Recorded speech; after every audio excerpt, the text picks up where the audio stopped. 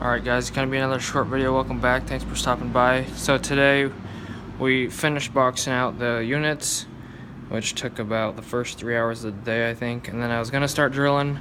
I was like, really don't want to do that, so I volunteered to do the vanity lights. I have about 5 left, so I got about 23 out of, no, I have like 4 left, so I got like 24 out of 28 done. And that took up the rest of my day, so it was pretty easy. Just trying to listen to music and hang some boxes, so that was good.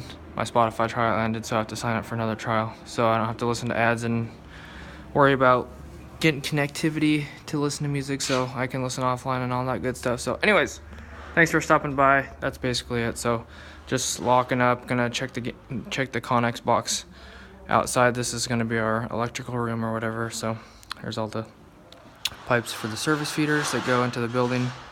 People are making loud noises. So anyways, thanks for stopping by. I appreciate it. God bless. Have an awesome rest of your day. If you enjoyed it, give it a like and subscribe, and check out my description for my social medias. Hope to see you guys soon. Peace out.